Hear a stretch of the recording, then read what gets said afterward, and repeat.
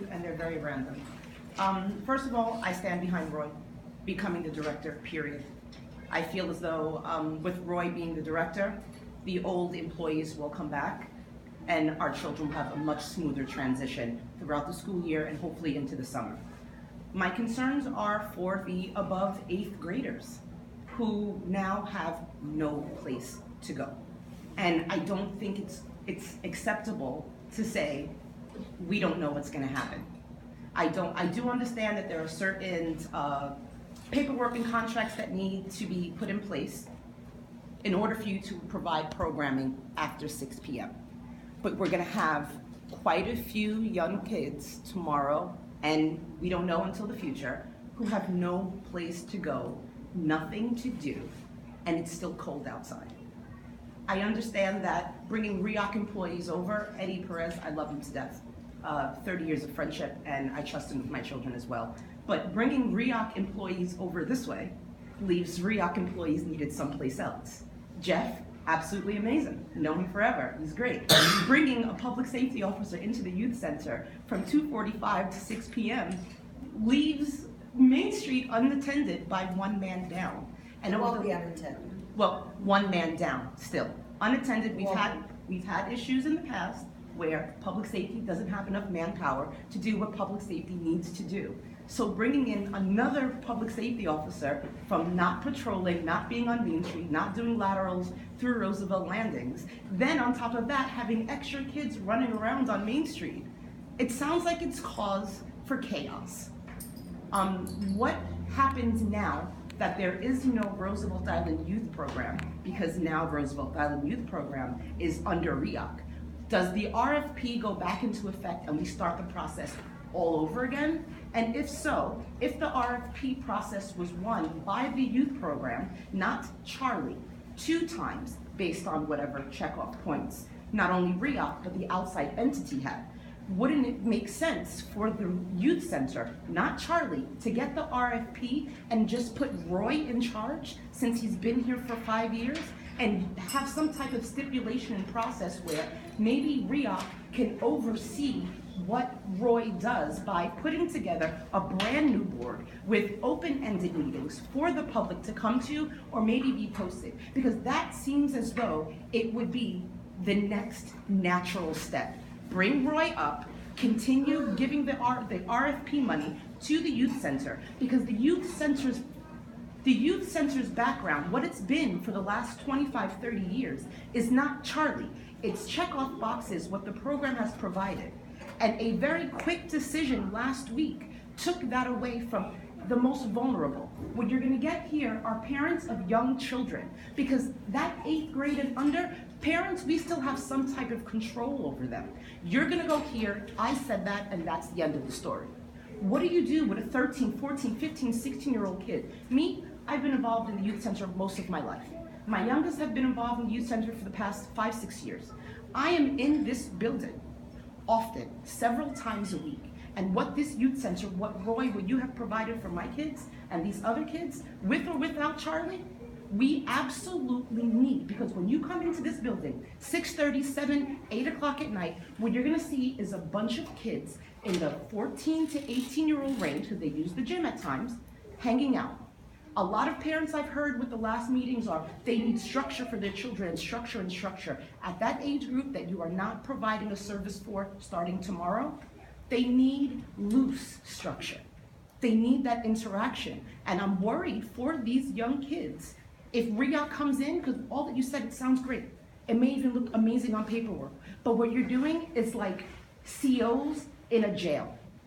We're gonna bring everybody in, and we're gonna situate this one and make sure the youth center has always been safe, so we don't need Jeff here to keep it safe. And that sounded real, you may have meant it in the best of intentions. But I'm like, wait a minute, you wanna bring a public safety officer to keep them safe? They've been safe. They've been safe under Roy, and they will continue to be safe under Roy. Keeping Roy in his position, giving the youth center that 200 grand, bringing back the old employees, because whatever the contention is between the employees and RIOC, I kind of understand it. Because they're going from what they know to something that they don't know, and no offense, Ms. Rosenthal, RIOC has not been good to us. RIOC is no longer caring about the people that live in the middle of the building.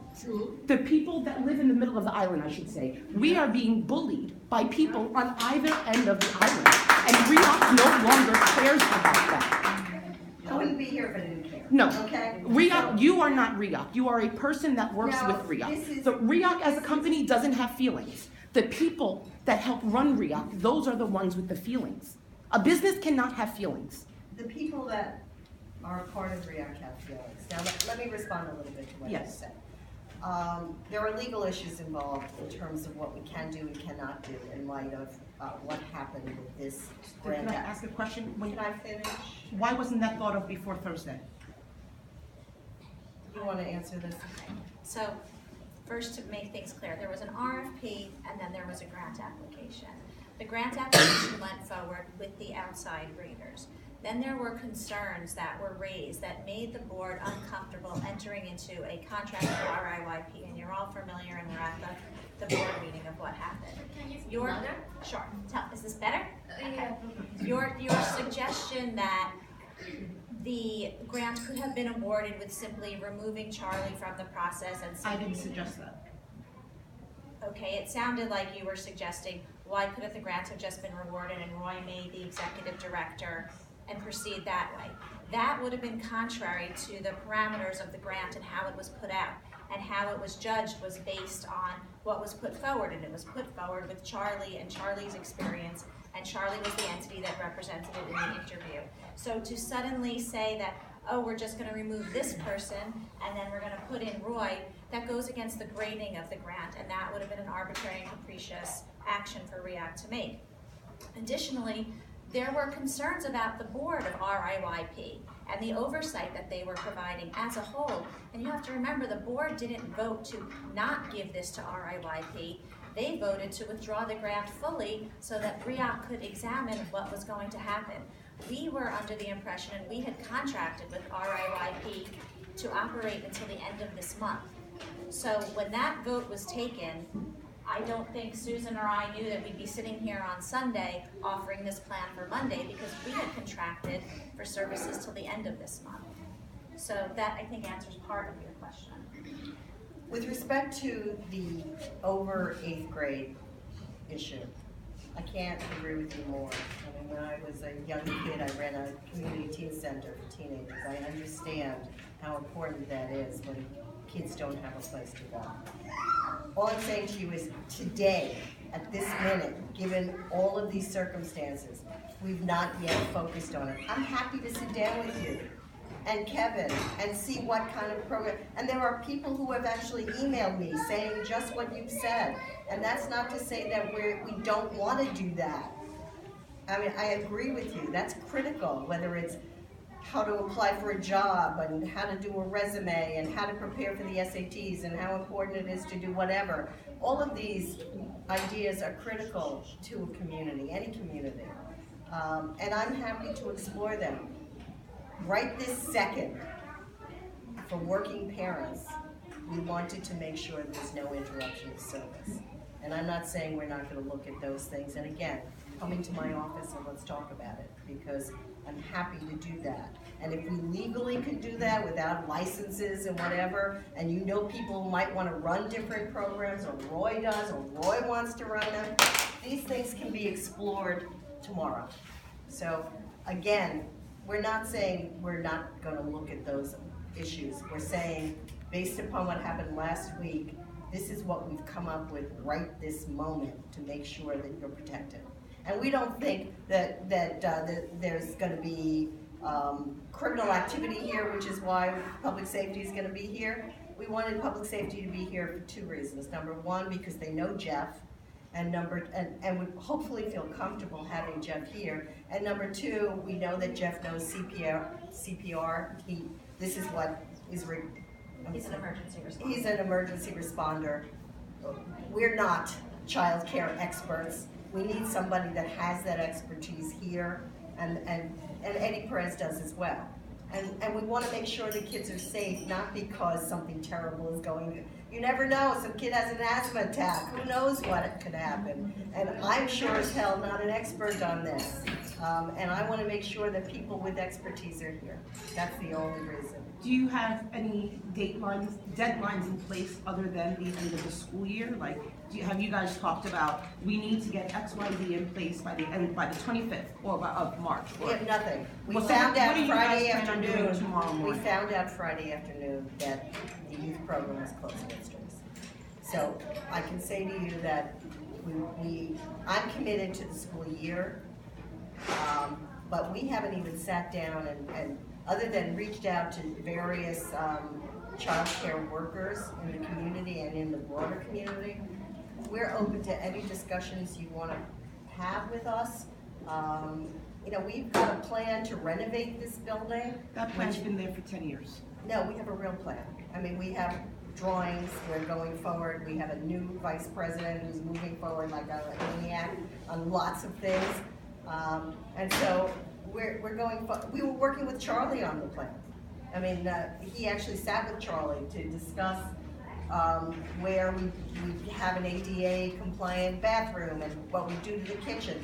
So we're moving forward to make this a much better space than it is now. It's a great space, but it could be a better space. So our plan is not to shut this building down. To your last point about the other stuff that Susan had mentioned, such as Eddie, it's not the long-term goal that to the end of the year that Eddie and the other sports park staff is here. That is till RIOC can hire additional staff for the youth center. Can we have some other people have a chance? And I just want to know, are you come back. going to get the pool of employees for the youth center from the island or from off the island? We'll be posting. We'll post for applies. jobs. On Craigslist, right? I think we'd use Indeed, but we may use both as well. Do you have a timeline for the youth center renovations? I do, but I don't know it off the top of my head. If you want to contact me in the office, I can give you the timeline. So, two questions. One, my daughter's Girl Scout troop has been meeting here Monday nights, which is lovely, very inclusive. There's like 25 girls in the troop. They had signed all the paperwork previously to do that here. Is that going to be allowed to? I know that this is all sort of your moving by the moment, and I appreciate you all trying to transition this so quickly, but just curious because it does mean a lot to them. They do meet every Monday, so from 6 to 7 normally. We would just need to speak, and as long as the Girl Scout troop has insurance, there shouldn't be a reason. I have insurance for you. And then, second question was, I wasn't quite clear on, so what, and maybe I just missed it, what are the next steps for getting someone long-term? Like is there another RFP process that's gonna be needed? We have not made any decisions yet.